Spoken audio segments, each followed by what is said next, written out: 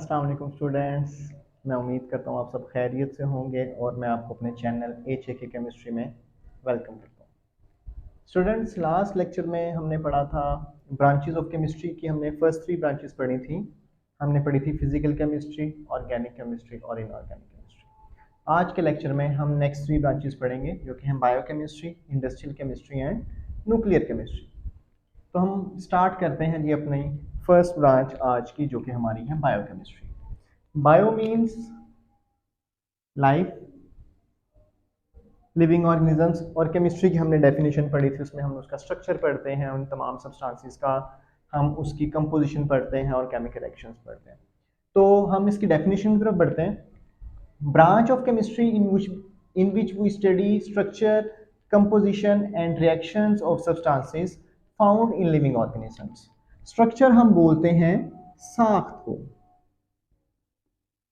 Composition हम बोलते हैं मुरक्कब को कि वो किस चीज से मिलके बनी है, एंड रिएक्शंस ऑफ सब्सटेंस, वो कहता है कि हमारे पास लिविंग ऑर्गेनिजम्स में हमारे पास क्या क्या चीजें आ जाएंगी, प्लांट्स, एनिमल्स, और जब हम बायो में या केमिस्ट्री में एनिमल्स की बात करते हैं तो हम ह्यूमंस की भी इसी में बात करते हैं। ठीक है, तो कहता है कि हमारे पास लिविंग ऑर्गेनिजम्स में जितने भी सब्सटेंसेस पाए जाते हैं, जितने भी हमारे पास मादे पाए जाते हैं, हमने इसमें क्या करना है, हमने उसकी स्ट्रक्चर को भी पढ़ना है, हमने उसकी कंपोजिशन को भी पढ़ना है कि वो किस किस चीज से मिलकर बने हैं, और हमने ये भी पढ़ना है कि वो कौन कौन से केमिकल रिएक्शंस करते हैं। ठीक है, ये सब कुछ हमने किस में पढ़ना है, ये हमने पढ़ना है बायोकेमिस्ट्री में। ठीक है जी। उसके बाद हमारे पास बहुत इंपॉर्टेंट इसका एक शॉर्ट क्वेश्चन है कि give the scope of biochemistry. ठीक है, एक्सरसाइज का बहुत इंपॉर्टेंट शॉर्ट क्वेश्चन है। तो इसके स्कोप में आ जाएगा, it covers all chemical processes taking place in living organisms. कि लिविंग ऑर्गेनिजम्स मतलब प्लांट्स और एनिमल्स, ह्यूमंस में जितने भी केमिकल रिएक्शंस हो रहे हैं वो सब के सब हमने किस में स्टडी करने हैं, वो हमने स्टडी करने हैं बायोकेमिस्ट्री में जी। नेक्स्ट हमारे पास आती है इंडस्ट्रियल केमिस्ट्री। ये केमिस्ट्री की ऐसी ब्रांच है जिसमें हमने केमिकल्स को बनाना है ऑन कमर्शियल स्केल। कमर्शियल का मतलब होता है बड़े पैमाने पर, जिसमें हमने केमिकल्स को बड़े पैमाने पर, यानी कि खुद यूज करने के लिए नहीं बनाना, इसको हमने बेचने के लिए बनाना है। मैन्युफैक्चरिंग का मतलब होगा बनाना।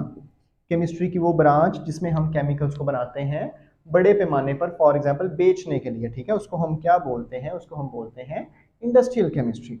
इसका स्कोप है जी, हम क्या क्या चीजें बनाते हैं, हम ऑक्सीजन बनाते हैं, क्लोरीन बनाते हैं, अमोनिया बनाते हैं। अमोनिया का फॉर्मूला होता है हमारे पास NH3, ammonia, oxygen, O2, chlorine, Cl2, caustic soda हमारे पास होता है, सोडियम हाइड्रोक्साइड का दूसरा नाम क्या होता है, caustic soda, NaOH। Nitric acid जी हम बोलते हैं HNO3 को, और इसी तरह सल्फ्यूरिक एसिड हम बोलते हैं H2SO4 को।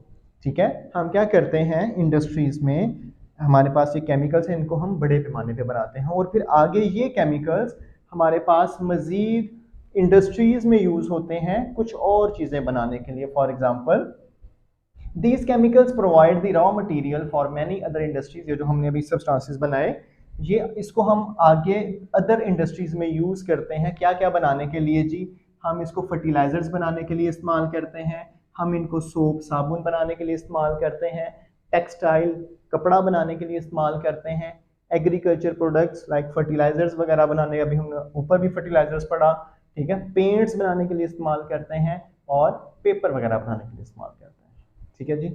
उसके बाद नेक्स्ट हमारे पास आती है nuclear chemistry, branch of chemistry that deals with the radio activity.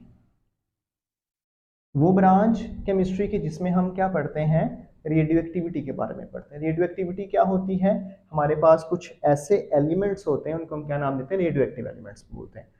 अब उनके अंदर ये एबिलिटी होती है कि वो अपनी रेडिएशन शुआएं खारिज करता है खुद से। ठीक है, उसको हम क्या बोलते हैं, रेडियो एक्टिविटी बोलते हैं। उसके अलावा न्यूक्लियर प्रोसेसेस, उनके न्यूक्लियस में ऐसे कौन से प्रोसेसेस होते हैं जिसकी वजह से वो रेडिएशंस एमिट करते हैं। उसके अलावा न्यूक्लियर प्रोसेसेस में हम ये भी पढ़ते हैं कि फॉर एग्जांपल हमारे पास दो तरह के रिएक्शंस होते हैं। एक फिशन रिएक्शन होता है जिसमें एक चीज टूट के दो में कन्वर्ट हो जाती है और उसके नतीजे में हमें एनर्जी मिलती है, और इसी तरह एक होता है फ्यूजन रिएक्शन। उसमें ये होता है कि हमारे पास दो चीजें मिलके एक बड़ी चीज बना देती है। ठीक है।